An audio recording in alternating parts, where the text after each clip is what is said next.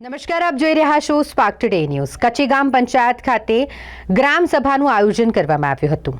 ગ્રામ વિકાસ યોજના જીપીડીપી 2025-26 માટેની ગ્રામ સભા સરપંચ ભરત પટેલની અધ્યક્ષતા હેઠળ યોજાઈ।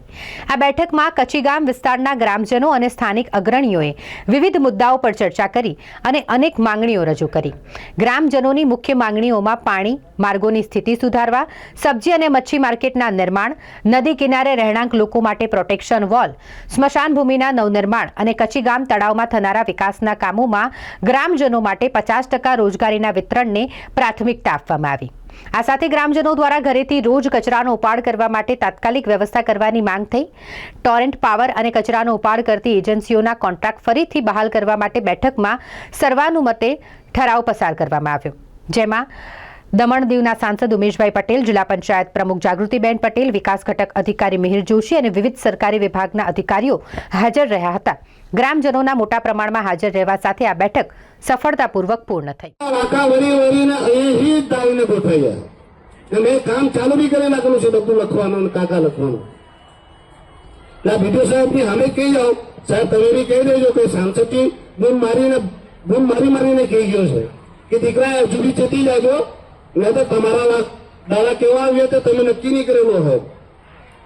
પાણીની વ્યવસ્થાની વાત કરી, હવે બીજી વાત પેલા ભાઈએ સેફ્ટી વેલની કરી પાછળમાં, બરાબર ઠરાવ લેલો પાછળનો સેફ્ટી, ને આપણા એમપી ફંડમાંથી આને ભાઈ આનો હાથે કોર્ડિનેટ કર ને આપણા એમપી ફંડમાંથી તે લેટર બનાવી દો, એટલે કાચરનો એમના સાંસદે કહ્યું કે એમના ગામના પણ આપણે કરીને આપવાનું છે એમને। ને કચ્છી ગામના લોકો જરા વિચારતા નહીં કે તમારો સાંસદ થી, આ તમારો જ ભાઈ છે, તમારો જ દીકરો છે, તમે જે માંગવાના ત્યાં સાંસદ થી માંગી લેજો। 15 વર્ષમાં થયું કે નહીં થયું તો હું 15 મહિનામાં તમને કરીને આપા। બીજું કે 4-5 ઠરાવ લેવાના છે તે તમે ઠરાવ લઈ લો ભાઈ, સેક્રેટરી ઠરાવ લો કે 73-74 સહિતના સંવૈધાનિક સંશોધનોમાં ભારત સરકારે જે પંચાયતી રાજને જે પાવરો આપેલા છે, જે હાલમાં છીનવાયેલા છે, તે પાવરો પાછા રિસ્ટોર કરવામાં આવે।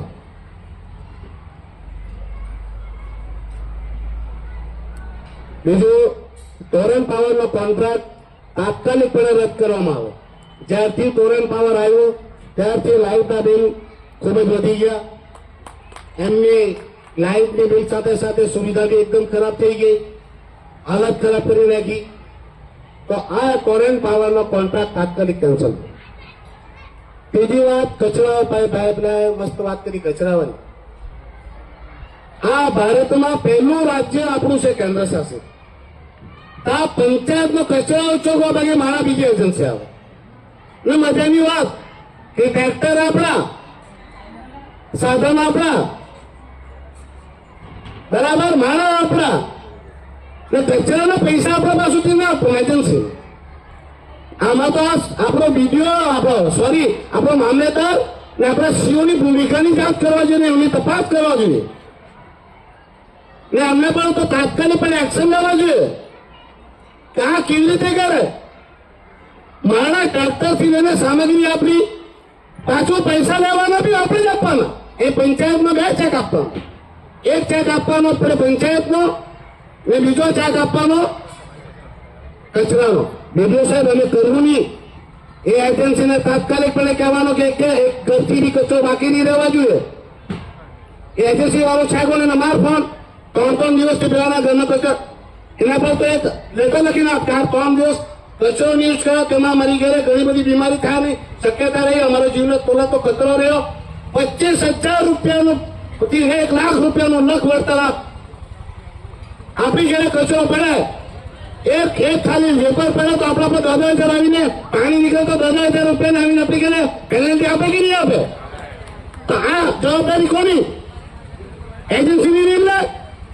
હવે 3 દિવસથી નહીં આવ્યો, લોકો સેક્રેટરી સાહેબ નોટિસ મોકલતી ને તેના પર આ પૈસાનો વસૂલવાનો ને પૈસા લેવાનો ને સફાઈ આપણે કરાવવાની।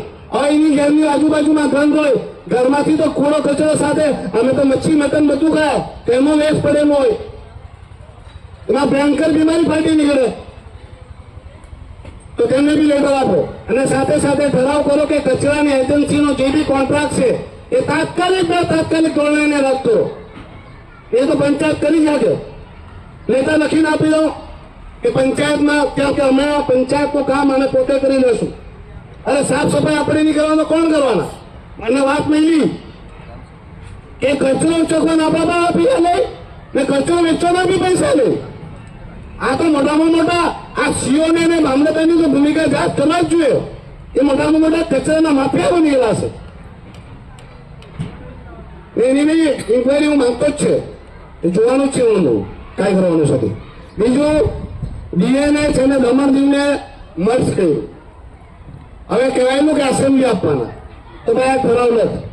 દમણ, દાદરાનગર હવેલી અને દમણ દીવને પૂર્ણ એસેમ્બલી આપવામાં આવે.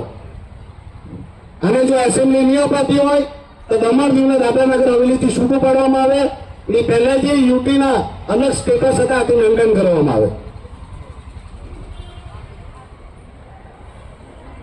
19મી ડિસેમ્બર જે આપણો મુક્તિ દિવસ છે એની ઉજવણીની રજા, જાહેર રજા હતી. તે રજા જાહેર 19મી ડિસેમ્બરની મુક્તિ દિવસની જાહેર રજા આપવામાં આવે અને મુક્તિ દિવસ જેમ પહેલાની જેમ ઉજવાતો હતો, જે આપણો સંવિધાનિક અધિકાર છે, તે 19મી ડિસેમ્બરનો મુક્તિ દિવસનો પર્વ ધામધૂમથી સ્વતંત્ર સેનાનીઓના માન સન્માનથી, શહીદોના માન સન્માનથી અને પ્રજાતંત્રના વિશ્વાસ માટે 19મી ડિસેમ્બરની ઉજવણી ફરી ચાલુ કરવામાં આવે.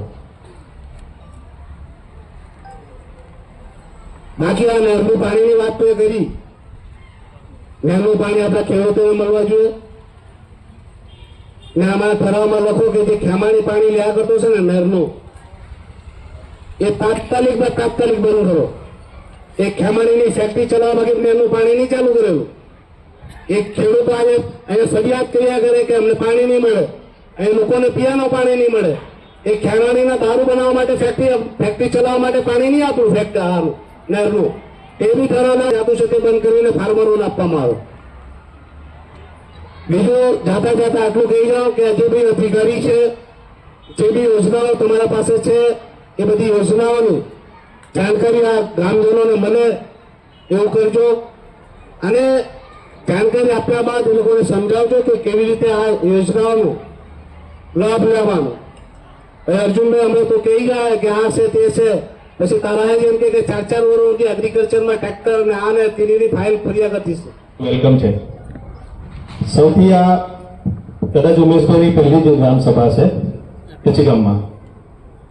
ગામના પ્રશ્નો હર હંમેશા પછી જ લેવાતા હોય. અમે ડિસ્કસ કરતા હતા કે પહેલા આ બધી સ્કીમ આવશે પછી આપણે નંબર લાગશે, તો કદાચ કોઈ આપણી સમસ્યા સાંભળે જ નહીં. પણ આજે એવું લાગી રહ્યું છે કે આ સમસ્યા સોલ્વ થશે. સાહેબ મારે છે ને બે ત્રણ વાત કરવી છે. એક તો અત્યારે બીજી આપણે શાસક સાહેબે કીધું કે બધી જગ્યાએ પાણીની સમસ્યાઓ સોલ્વ થઈ ગયેલી છે, પણ ખરેખર છે નહીં એવું. તમે પંચાયતમાં બી અજમેન્ટ બી ચેક કરશો ને તો કેટલી એપ્લિકેશનો પડેલી છે જેમાં નળના કનેક્શન થયા નથી. અત્યારે રોડનું સમારકામ ચાલે છે, તો અત્યારે જો કનેક્શન થઈ જાય ને તો બધાને સારું. રોડ બન્યા પછી પાછો ખોદીને તમે પાઇપ નાખશો તો ઓલરેડી એ રોડ ખંડિત થવાનો જ છે, બરાબર. તો આ જરાક ધ્યાનમાં લે. બીજું કે ખરાબ પાણી બધી જગ્યાએ તમે સરપંચ સાહેબને ખબર હશે, જિલ્લા પંચાયત મેમ્બરને બી ખબર હશે, આખો દિવસ એ લોકો ગામમાં ફરતા હોય તો જ્યાંમાં પાણી નીકળતું છે, નહેરનું પાણી બી નીકળે ને પાછું આપણા ખાડામાં પડે છે, પાણી નીકળતું જ નહીં મળે. તો ત્યાંથી જે મચ્છર પાકે, જે બી તકલીફ થતી છે એ પ્લીઝ સોલ્વ કરે. રસ્તા બનવાના જ છે ગટર સાથે, અમને ખબર જ છે, પણ તાત્કાલિક તો કઈનો નિકાલ કરતા છે. કેમ કે બહુ સરસ છે, સ્કૂલ સારી બની, તેમ ગાર્ડન બી સારું બનશે. પણ એમાં છે ને બધા આપણા જે બધા ટુરિસ્ટો આવશે એમની સાથે સાથે ગામના લોકોને બી કઈ રોજગારી મળી રહે, એવી કોઈ થોડીક શોપો બનાવે જે લોકલ માર્કેટિંગ થઈ જાય, જેમ કોઈ પોતાની વસ્તુ મૂકીને ત્યાં સેલ કરી શકે, અથવા બધી જ વસ્તુ તમે સમજો ને રોજગારી મળી રહે એ રીતનું છે.